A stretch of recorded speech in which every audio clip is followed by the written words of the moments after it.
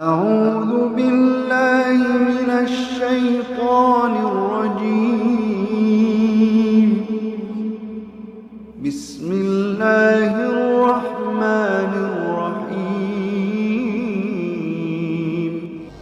الحمد لله رب العالمين والصلاة والسلام على رسوله الكريم اما بعد فاعوذ باللہ من الشیطان الرجیم بسم اللہ الرحمن الرحیم۔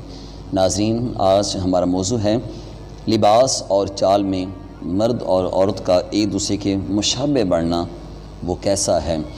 بعض کا ایسا ہوتا ہے، کچھ لڑکیاں لڑکوں کی مثل بننے کی کوشش کرتی ہیں، کچھ لڑکے لڑکیوں کی مثل وہ بال رکھنے کے اعتبار سے یا اس طرح چال کے اعتبار سے بننے کی کوشش کرتے ہیں۔ اس کا شرعی حکم کیا ہے، یہ پوری ویڈیو آپ سماعت کریں گے، آپ جان جائیں گے۔ اور بعض کا ایسا بھی ہوتا ہے کہ لڑکیاں مردوں کا لباس اختیار کرتی ہیں، پینٹ شرٹ کا استعمال کرتی ہیں، وہ لباس تو مرد حضرات پہنتے ہیں۔ اسی طرح کچھ لڑکیاں اپنے بال کٹوا دیتی ہیں، یہ بال کٹوانا تو لڑکوں کے لیے ہے، لڑکیوں کے لیے نہیں ہے۔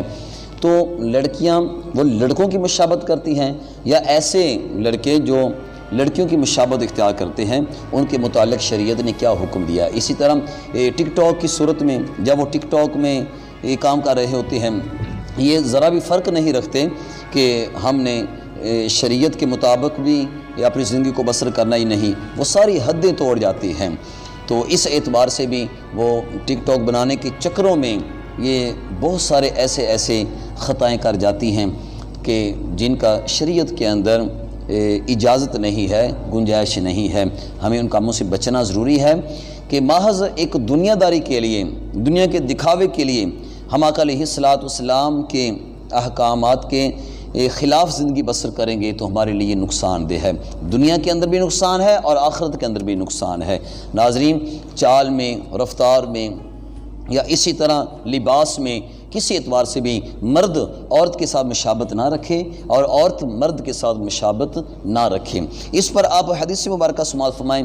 بخاری شریف میں حدیث مبارکہ ہے، حضرت عبداللہ بن سرجس رضی اللہ تعالی عنہ، حضرت عبداللہ بن عباس رضی اللہ تعالی عنہ، یہ راوی حضرت عبداللہ بن عباس رضی اللہ تعالی عنہ روایت فرماتے ہیں، نبی کرم صلی اللہ علیہ وآلہ وسلم نے عورتوں جیسی حرکتیں کرنے والے مردوں اور مردوں کی ہم شکل بننے والی عورتوں پر لعنت فرمائی ہے۔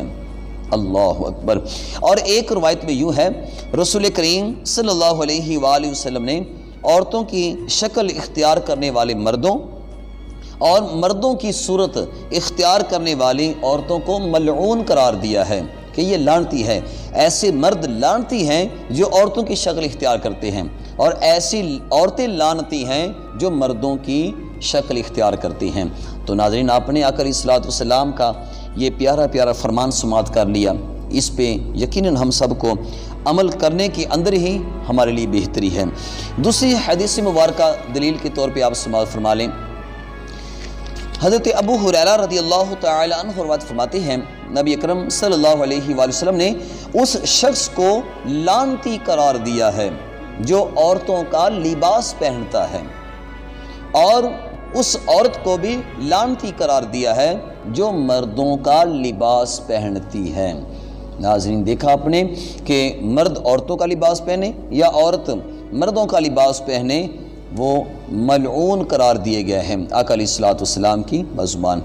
تیسری حدیث مبارکہ امام مسلم رحمۃ اللہ علیہ مسلم شریف میں جس کو روایت کیا، اس کے راوی حضرت ابو ہریرہ رضی اللہ تعالی عنہ ہے، رسول اکرم شفیع معظم صلی اللہ علیہ وآلہ وسلم نے فرمایا، دو قسم کے بدبخت جہنمیوں کے جیسا میں نے کسی کو نہیں دیکھا۔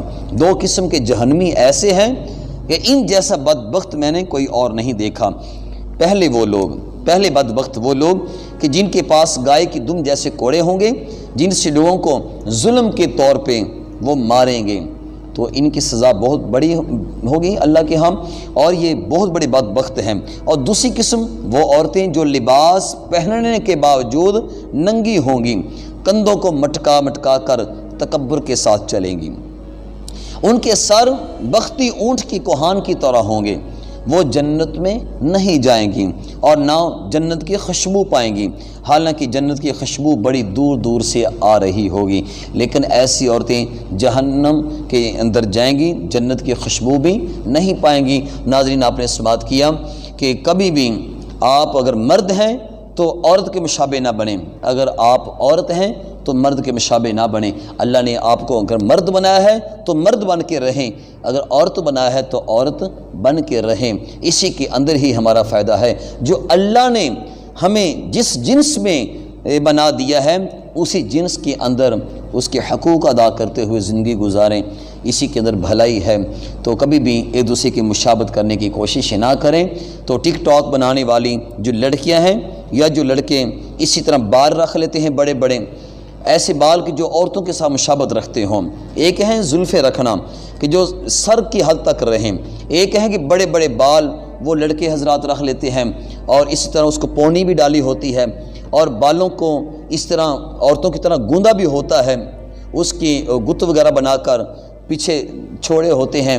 تو یہ مرد حضرات کیوں عورتوں کی مشابہت کرتے ہیں؟ اس بات سے تو آقا علیہ الصلوۃ والسلام نے منع فرمایا ہے اور ملعون قرار دیا ہے۔ اس لیے چاہتے ہیں کہ ہم ملعون ہونے سے بچیں، یعنی لعنتی ہونے سے بچیں۔